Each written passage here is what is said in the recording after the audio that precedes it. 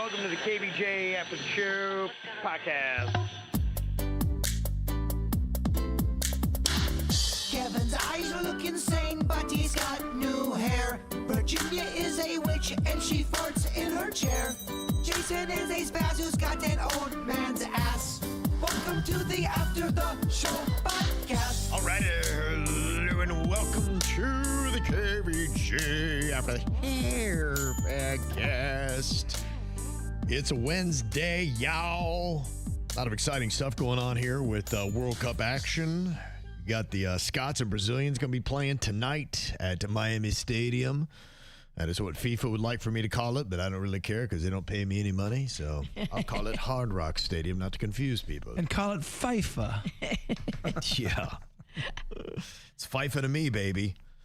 So, yeah, some fun stuff. We'll give you the rundown, of course, anything else that's going on this weekend, but a lot of it has to do with World Cup action and doing that. Have you put together any big plans yet, Virginia?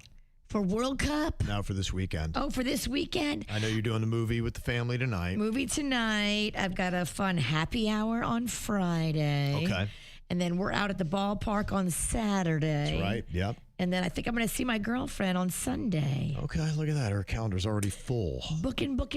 Yeah. What about you, Jay Bird? Yeah, I got a pretty busy weekend with we got the thing with Logan Morrison on Saturday. I got some stuff I'm doing on Friday. Mm-hmm. And I'm supposed to be going out of town. I'm supposed to be doing a family reunion.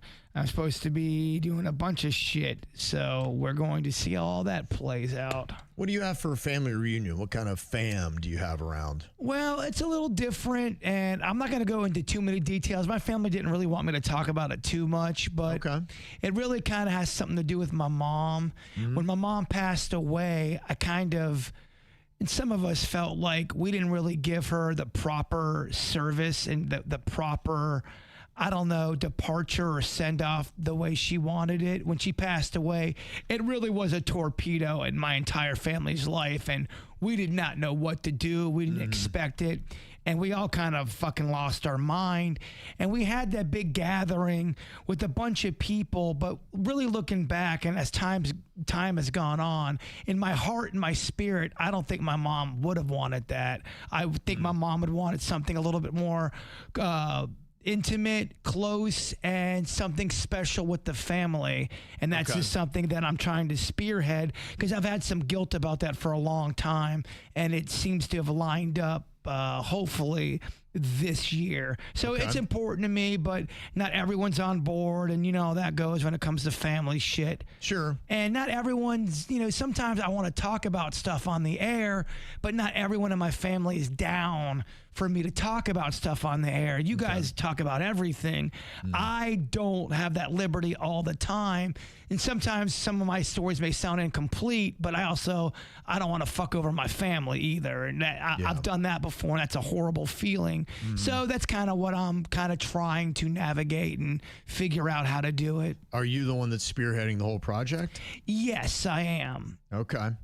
So I'm not sure exactly how that's going to go, but she deserves the proper send-off, and I don't feel like she ever got it, and I've had guilt about that. Can you say where you might be doing this event? I'm not really even sure yet, because that's another thing. Everyone's got to agree, and everyone's got to this and that. And, not everyone in my family is necessarily talking to one another. So it's a very fragile situation, but it's going to take one person in the family to suspend ego and just say, what the fuck are we doing? Can we all just get along and get back to where we are as a family? And I haven't had that. And I've been down about that. There is nothing better than family peace and unity, and there's nothing worse than family discord and fighting and bickering. And it really, in my opinion, never sizes up to the problem that they make it to be. Yeah, look, when my mom passed away, I felt like I did get the message. The one thing I think, the greatest gift I could have ever gotten when my mom passed away was don't stay mad for too long. Even if you are the asshole or if the other person's the asshole, if you care about that person, try to squash that beef as quick as possible, because you are only on this rock for only so many minutes and days, and it goes by quick. I got that message. I don't know if everyone that I know within the circle has gotten that message, and that can be quite frustrating. Yeah. So, that's where I'm kind of at with certain things. I see people that are holding on to bitterness and grudges, and it's aging them. They're biologically proving now just how much your unforgiveness is aging you and affecting you. And they're saying that's the real irony of it, because you're holding this hate for someone else and hoping bad things on them, while that hate is actually doing bad things to you. So the best thing you could do in this situation is to forgive them, release the anger, release the hate, whatever it might be. It's better for you and probably the better way for you to win. Well, it's an attribute I do admire out of a Kevin Ralston, because you are a person, even if someone fucks you over, you do find a way to get over it quickly and to have forgiveness. That's not an easy trait for majority of people, to forgive, move on, and keep it moving. I know my family, they love holding on to shit. I could never stay mad at anybody in my family. Family is different. If somebody outside of the family does something, I will never forget, and I will also seek revenge. The effects are the same, though. But I will get such joy out of that eventual revenge, and planning it just makes me so happy. But what about the years that you're holding on to the bitterness and the anger and what that's doing to you internally? I don't feel like I'm bitter. I feel like I'm planning. You're out of your fucking mind. And that's from someone who loves you, who is your friend, that has had fights with you, and that we've gotten over that. I mean, to me, I think there's a difference between what you're talking about, outsiders that they can come or go, but there are friends in my life that I don't have to be blood related for them to be family for me. And I give those people the benefit of the doubt. People I've gone to wars with, people I have history. You really got to fuck me over for me to say, all right, we're done. I think close friends are an extension of family. I guess I just put everybody in a different basket. And family is the only thing that's untouchable. We will never have beef. If you're my family, we will never have beef. We will always talk about it. We will always figure it out. I will always forgive you, even if you do some weird sideways shit. Do you have periods where people don't talk to each other, where that might be a part of it? Be like, we're not going to speak for a while? I mean, there are people in the family that do that and act sideways, but the majority of us don't do that and get over shit quick, and we talk about shit and we address things.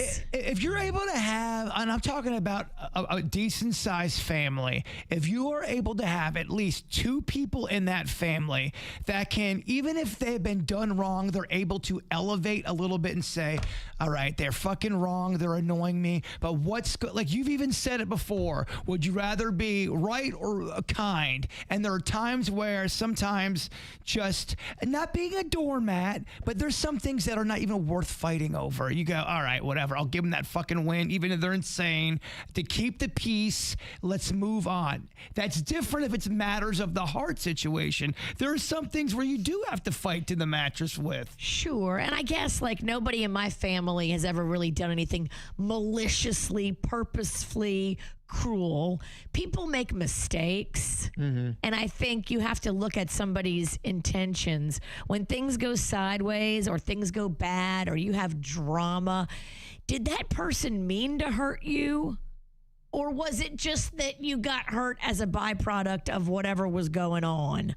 The other thing, people get lost sometimes. People can get lost. Everybody can get lost in life, and you hope you've got people in your life that will hold you, give you a hug when you do come back. And I think a lot of people are able to come back, but sometimes you have to, use a support system or a mentor. All of that is so important. You really need somebody to be, not someone that comes down on you, someone that can reach you. To me, that's the definition of a mentor. Yeah. Miyagi. Yeah. Yoda. Panda. Panda. He's a great sounding board. Whoever you can get that's able to get you back to your fucking center, that's what I'm talking about. Your husband has a great temperament. He does. Amazing temperament. He really does. He's just always pretty cool and chill and has great perspective and can kind of take things on and process them in the right way and come back with a pretty mature response. So if Panda don't like you, you're a real fuckface. Okay. That's how you market, huh? If you make him mad, you really are a drag. But another person who's got that kind of mentality, he don't stay mad that long. He's not a person that if you have any kind of thing with Panda and you talk it out with him, he's not a son of a bitch that's going to hold on to the death. He's very flexible when it comes to forgiving. It's great. Unless it's Virginia. I don't know that dynamic. Maybe he holds on to shit. I have no idea. No. I feel like he's one of those kind of people. It's a great way to be. Yeah, I think it's a great way to be. That is. And look, other people too, I just don't want to be that kind of bastard like nobody wants to be around. Because they're miserable and they're always trying to find some reason to be upset. And that's not fun because then you're walking on eggshells and then you got to deal with the aftermath. It's like, it's exhausting. Well, there are people like no matter what you do or say, we're going to Disney World with free tickets, really? Are we getting free food? No free food? Fuck this trip. Like no matter what scenario you paint them, it's never good enough. There's always a negative thing they're going to find. And that's a personality trait. Yeah, and I really feel bad for those people. I know maybe it's the weirdest way to feel, but I'm like, you have no idea like how you're not doing life right. You're poisoning your own system. You're ruining precious time by continuing a fight that is not even worth it. And I feel bad for those people. And not to mention too, you're just really putting people off and you're becoming the kind of person that nobody wants to be with. That's really tough. It is tough, and sometimes they don't even know they're doing it because they've been doing it for so long. It's become their identity. Yeah, I think unfortunately that's it. But yeah, like I said, they have really been able to look at the toxicity that some of those people have in your life and then what effect it has on you. And unfortunately for healthy people, that's what they're finding as well. They say dealing with difficult people doesn't just hurt your mood. It may actually speed up biological aging. I can see that. There's a recent study that found that each stressful person in your life is linked to about a 1.5% increase in aging rate, roughly equivalent to 9 extra months of biological aging per person. These relationships, they say, create chronic stress, which can raise your blood pressure and inflammation, disrupt your sleep and mental health, trigger physical symptoms like headaches and fatigue, contribute to long-term health decline. They say over time, this stress shows up at a cellular level. They can actually see these aging markers inside of your body from nasty-ass people and difficult people in your life. So they are aging you.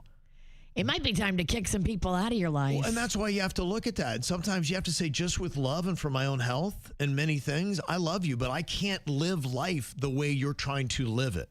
So if you can live it more on my terms with peace and harmony, then I welcome you into the fold. But until you can release this anger and bitterness, I can't have this around me. I can't be a part of it. We're not getting anywhere. There's nothing that's progressing. You're holding on to hate.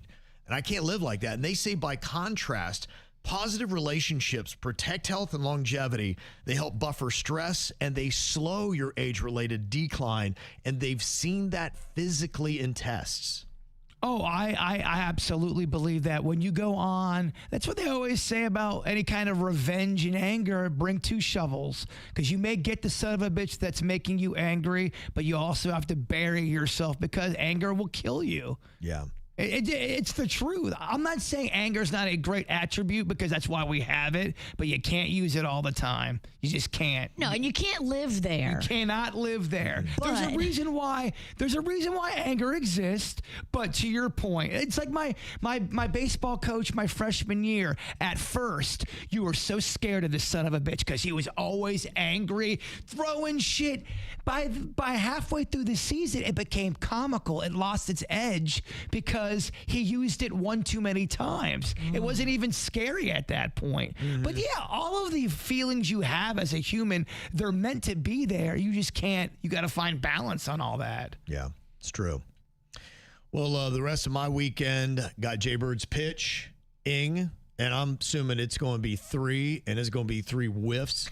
And Logan Morrison is going to be embarrassed. He's going to start crying, and then a praying mantis will attack him.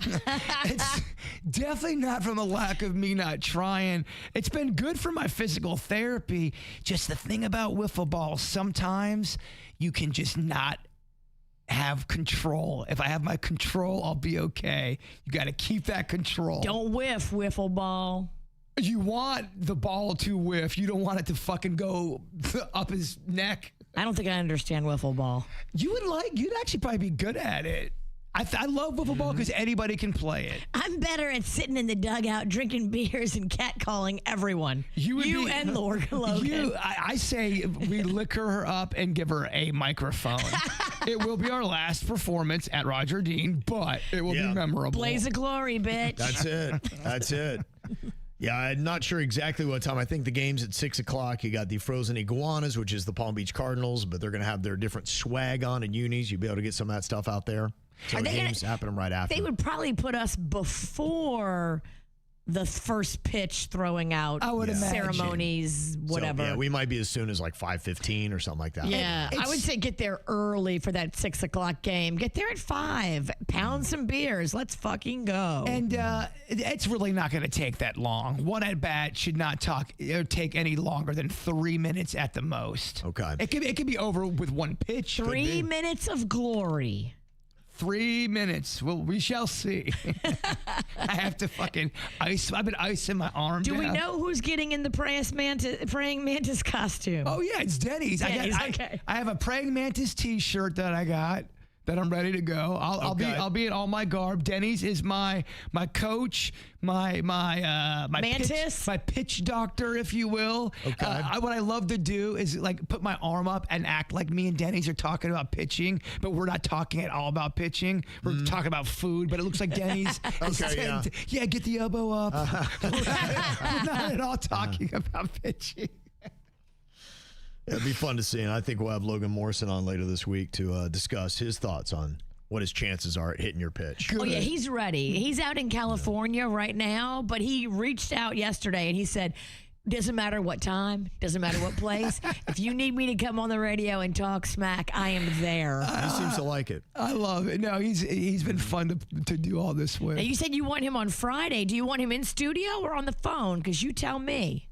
Whatever's easier for him. Okay. I would love to have him in studio, but I don't like to inconvenience people. We can do a video link to him or whatever. I'll tell him. I'll give him the choice. Yeah. If he is in studio, Denny's, guess what? You be in a praying mantis that day. That would be great. Yeah, that'd be fun. All day. Denny's got to wear that outfit from 6 a to noon. It'll be fun. I'm hoping to check out the new sports bar that is at Nora as well. It's called Sports and Rec. It opened up last Tuesday. That might be a fun place for World Cup. Yeah, that's kind of what I was thinking. So I'd want to get there on Saturday. The Queen wasn't feeling on Saturday, so maybe this weekend we'll go. And there was a bit of confusion. It kind of got us because my wife saw a video of it. She's like, oh, I want to go there. It's Rocco's Sports Bar. She's like, Rocco's got a sports bar? I'm like, I didn't know that. And in New York City, it's called Rocco's Sports and Rec. They opened up on West 3rd Street in 2023. But as they were coming down here for the franchise, because, you know, that's what Nora is. They're just trying to get everything from New York City. It's like a mini New York City. So it's not Rocco's Tacos, people. No. Okay. They dropped the name Rocco's. So that's why they'll call it Sports and Rec here. And I could tell whoever they got, whatever influencer they didn't give them that message. Oh. And that was the interesting thing, too. Watch these influencers. Because a person put Rocco's Sports Bar on there. That tells me that probably is somebody they flew down from New York City that didn't know that there's a Rocco's Tacos and they weren't going to be using Rocco's in the name, and they use it anyway. And when I saw that, that immediately created confusion. They're smart because I'm like, well, I didn't hear that Rocco's doing a sports bar. That's what a reach for him. But yeah, I was happy, but there's no association. Okay. Yes. Has nothing to do with Rocco's Tacos. In fact, Rocco's is not on the name, but if you go to New York City, it will be. Gotcha. That's the difference. But looks like it's nice. So hopefully check that out this weekend.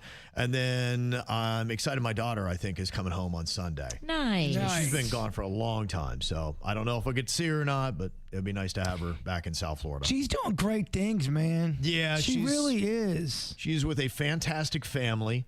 Doing her thing, and they like to vacation in very nice places and do very nice things. First class. Yes, Flying first class. It is a different level than I've ever been accustomed to, but I'm glad she gets to taste it. But she's very well grounded in it as well. She needs to meet a man at one of those destinations. Meet some rich single guy. But she's a sweetheart, though. Yeah. She really is. She got a kind heart. Yeah, and she's I'm excited for her when she does meet a guy. I know she's going to meet the right kind of guy because she has the right kind of criteria. Good. Like what she's looking for, it's not going to be a family name or money or anything like that. It's going to be what's your heart and what's your walk with Jesus like. And you mean like stuff. actually fall in love with somebody? Yeah. Yeah. Wow. Imagine that. Look at that. But if you meet him at one of these fancy destinations, look, she's not and gonna he's say got no. Jesus in his heart, Yeah. that's a win. The Jesus be number one, which I'm very thankful for. But yeah, the other things, if we cross off all those other boxes, yeah, so be it. I mean, who would have thought people are looking for love? It's Yeah. like real love. But you got to keep the first thing first.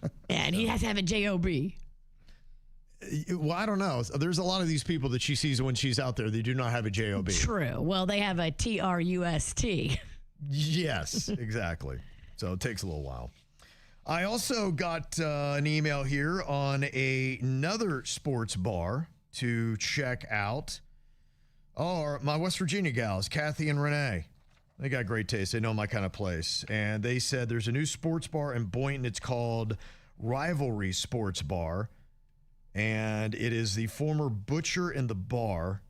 And the owners are fantastic. It's on 510 East Ocean Avenue in Boynton Beach. Boynton is getting a glow up. There's a couple towns that I would say are getting a glow up in South Florida. Boynton Beach is one. Pompano is another. And then look out. It's not started to crest yet, but Jaybird's hometown of Lake Park is going to be trending up in a big way in the next 10 years. It is fucked, Virginia. It's gonna Goodbye, charm. It's leveling up, i.e. fucked. So however you want to label it, it's a changing. They are going to take all the charm right out of that bitch. Just screw it right out of that town. It's going to be steel and glass, baby. Skyscrapers and pain. That's right. Get ready. We talked a bit about road trips earlier. Best 5 states I gave you for mine. Wallet Hub had given you their top 10 best and worst. You can catch that on the regular show. But Jack had said, this guy Lyle, I believe he is a race car driver. And he said, you remember in college when 5 of you could get in a Honda Civic and you could go to the beach for a week? You would have everybody's luggage, you'd have beer, and you'd have room. 2 kids later, and it takes an enclosed trailer for us to just get 2 hours away.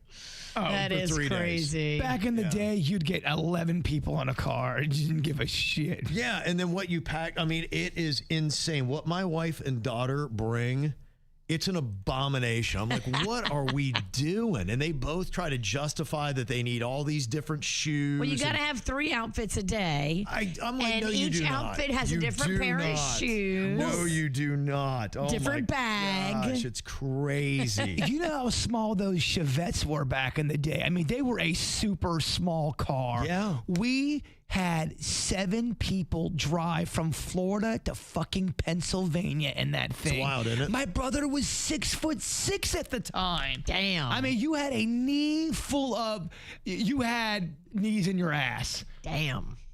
Because his knees were so long. You're I don't want to sit next I to don't want that. that either. trying to sit. You're like, what's in my ass? Oh, it's my brother's knee again. Do you play that fun game, Smell My Knees? Oh. No, thank you. And a little clarification from Lucy on the vacation that employees of the state of Florida are getting, or students. She said Virginia brought out the fact that her daughter Magnolia, who goes to Florida State, doesn't have to attend class on Monday the 6th. But I just wanted to share that I work for a regional state agency, and our state governor has given all state employees off Thursday the 2nd. We're off on the 3rd in observance of the 4th. Then you got the whole weekend. Then Monday the 6th, we have a nice 5-day weekend. Can't wait. That is pretty cool. How about that, huh? That's an amazing little gift right there. Yeah. Mags is happy. I bet she is. Well, I was happy too because she was going to come home and watch Rocco. And then yesterday she told me, I'm not coming home. I'm going to the beach with my friends. Okay. Like Sanibel or someplace like far. Right. Yeah. All right. Oh, good for her. There goes that free babysitter I was excited about. Well, you got to deal with your bites. I know. I'm going today. I'm going to the dermatologist when I leave here. One thing odd to maybe look into, according to Danielle, she said she had the exact same thing where it was like only her was getting bit, nobody else in the family, couldn't figure out what the heck was going on. She said we went to the doctor, still couldn't figure it out. And then one day while in bed, my husband and I, we found this tiny little thing crawling on my phone. And long story short, we figured out that they were, through our pest control company, that they were little bird mites. What? We had a nest outside of our window, and I guess the mites were getting in the house somehow through our bedroom window and then getting in the bed and then biting me. Not my husband, not my 2 girls, or mother, who was living with us at the time. Bird mites? It's awful and a terrible thing to get rid of, but yeah, bird mites. Who would ever thought that that could be giving you your bites? Your bites do almost look like a flea or something like that could be nipping at you. And some of these bites are like 2 weeks old and they're not going away. Oh, we call that scurvy. That's what scares me. And then yesterday, I got 2 new fresh bites somewhere in my journey. Let me ask you this. When's the last time you've done a deep clean of your house? Last night. Deep? Dude, yes. My house gets clean every week. Okay, never mind. My bad. What a fucking terrible question. I do not have a dirty house. I promise you. I didn't say you have a dirty house. I meant deep cleaning, meaning you're going in every single corner. You're washing every single... like, a deep clean's different than a regular clean. I don't think you have a dirty house. I deep cleaned the mattress last night. I pulled it up. I vacuumed the whole entire thing. Like, I'm on a rampage now. I got to find... Do I have bird mites? Now I got to put bird mites on the list. Well, as you kind of look through it, I mean, it is a bizarre thing, and it's probably not bird mites, but it just goes to show you how many different options you could have. The exterminator guy said he thinks it might be dust mites. I'm like, what? Now, are they actually different kinds of mites, or do they just name them by what they hang out with? I don't know. Do bird mites only live on birds and then they get into my bed? And now are they dust mites because they're feeding on me and my dust? It's a great question. They say there's some different types of popular mites because they've got friends. That's why they're popular. Dust mites, bird mites, clover mites, and rodent mites. Each causing unique problems like itching, skin rashes, even asthma attacks. Great. Wild. Never know, huh? The mites are amongst me, and I don't know where they are. I don't know where I'm getting them from. But tasty. Could they be in my car? The word of mouth on your restaurant is fantastic. They're like, eat at Virginia's. My ass be delicious. She's good. And got a comment here from Karen about grass-fed beef. We had a text and a random strong opinion from Okeechobee if somebody didn't like the grass-fed beef. And she said grass-fed beef is delicious and expensive, and you can taste a difference. So that one person from Okeechobee didn't like it, threw it right in the garbage, and people are saying, well, maybe you prepared it wrong. And a lot of people are defending the grass-fed beef now ever since that. I thought grass-fed beef made it taste better. Isn't that the appeal of it? Like, it's back to nature, the way cows were supposed to be fed. Maybe she misheard you. She thought you said ass-fed beef. Some delicious ass. She sent a picture of it, too, because it's in our DMs. Maybe you got a bad batch, girl. Maybe you got to try grass-fed beef from a different source. Because I always thought grass-fed beef was supposed to be better. It's a great question. They say the difference could be fat composition, taste, and nutritional profile. The grass-fed cattle eat grass, hay, other forage through their lives.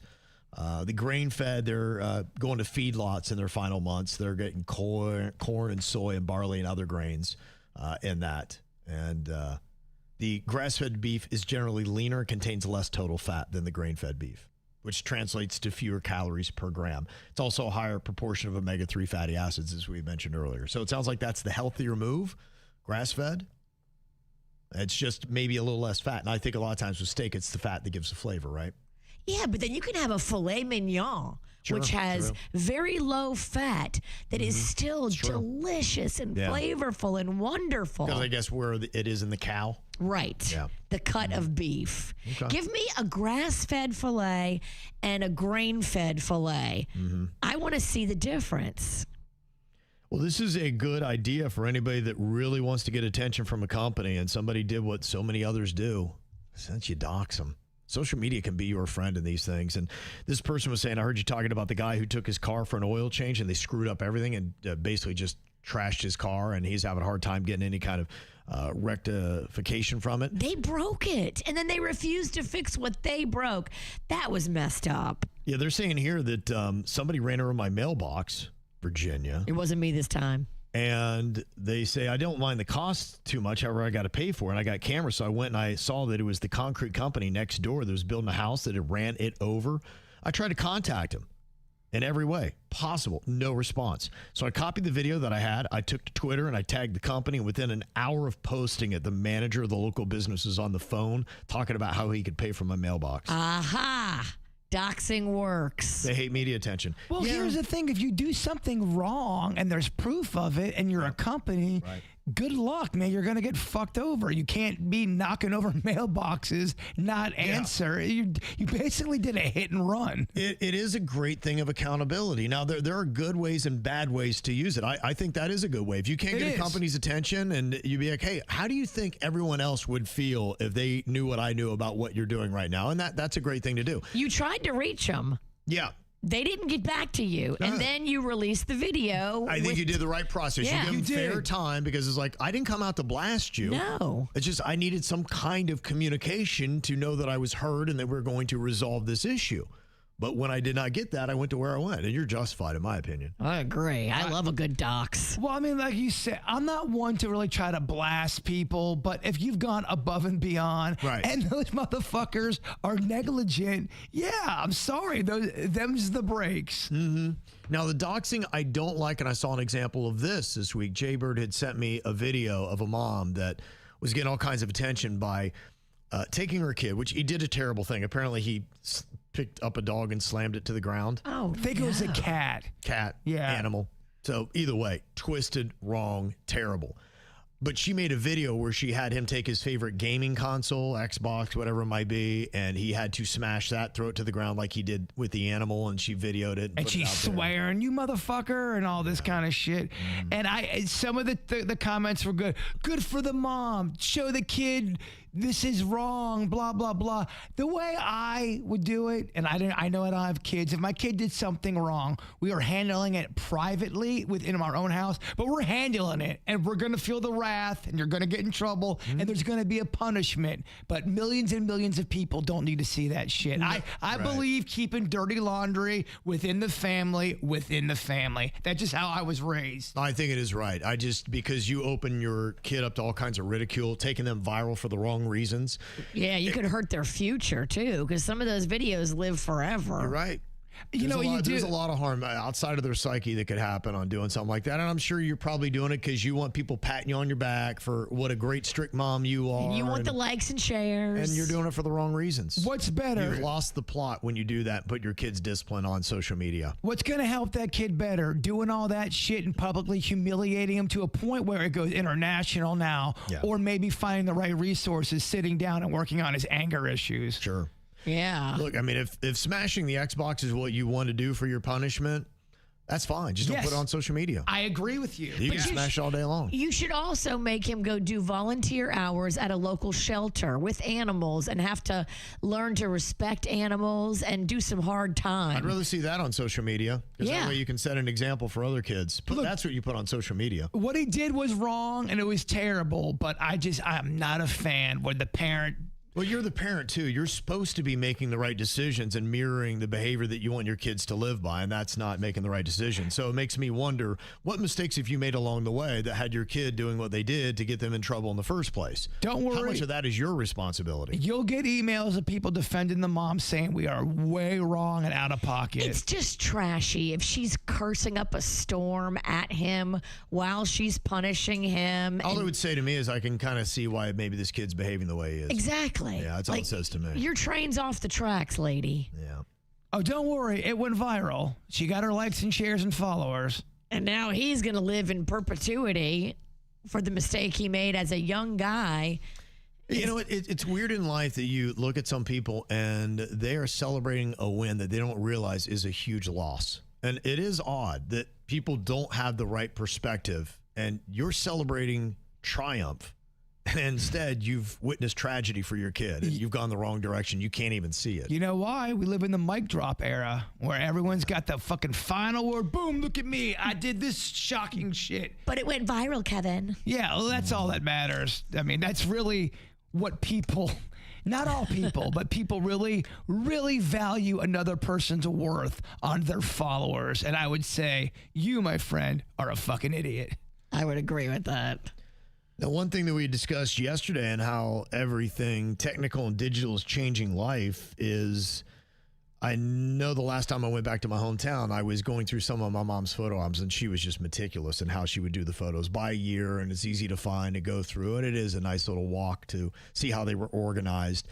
And I was taking a lot of photos, so I'm like, oh, I want the digital copy of that because I don't want these things to fade. And, you know, when I have them digitally, they're going to be safe, and then I can adjust them and I can update them, make them look great. And then we'd heard that maybe your hard drives, if they're not charged every 10 or 15 years, could actually lose all that digital information that you have on there. And now I got to think of, where do I have my hard drives? And then do I even have the plug to plug them in? I hope I do. I don't even know. Lord, I did not need to hear that. A lot of things. And Karen had said, I have all of our photos on an external backup drive, 11 or 1 terabyte of storage, and it is completely duplicated onto another drive that I keep in a separate place in the house. I also back that drive up to Dropbox. See, I really think that's it. And that's probably the lesson. You should have multiple backups. I've got one. Every couple of years, I buy a new external drive and replace one of the older ones. I feel pretty safe with this solution, but it's just a thought. And that might be really what you got to do. And that was the wake-up call to me to say, you think you're good, Kev, you're probably not good. So I appreciate Denny's for saying that. And Lanier brought up a question, too, saying you're talking about, you know, these flash drives having a relatively short life in the terms of 10 to 15 years. What about people that have their Bitcoin private keys on a flash drive or SSD drives? I don't know about that world, but could you imagine if that were the case and then all of a sudden that's gone? I know that people have lost their password and can't get their Bitcoin. I've heard that. I've got a buddy who does finance. He's like, that's why I would never do Bitcoin and would never recommend doing it. And there was somebody else, I remember, you remember the story, somebody accidentally had a hard drive that was thrown out and their Bitcoin was on that. I'm like, you can't digitally access it from someplace else. No, they actually needed that hard drive. So it tells me that it's just like throwing out your safe with all of your cash in it. Once it's gone, it's gone. It's like, that is weird. For something that's supposed to be technical and digital, you'd think transferable. I don't understand Bitcoin a bit, but I was surprised by all that. But that's an interesting thought that I don't have the answer to. If I did have a Bitcoin, which I don't, and I won't, but if I did, I would have to get the password tattooed on me somewhere. Yeah. Just because I'd be afraid of losing everything else. Mm-hmm. Yeah, it's crazy, but there's so much stuff in the tech world that you really need to know. You'd be like, why would I need to know that? Well, if you care about protecting your family memories, you need to know some of this stuff. That's is scary. But where do you ever see it? If we don't have Denny's, I wouldn't. Yeah. When would I ever hear that? I just put all of Magnolia's videos from when she was a baby off the camcorder, 8mm. Yeah. Put them on a flash drive. I thought we were good to go for life. Yeah. My motto in life is just put them on the glass, but that's just me. Not for Max, of course.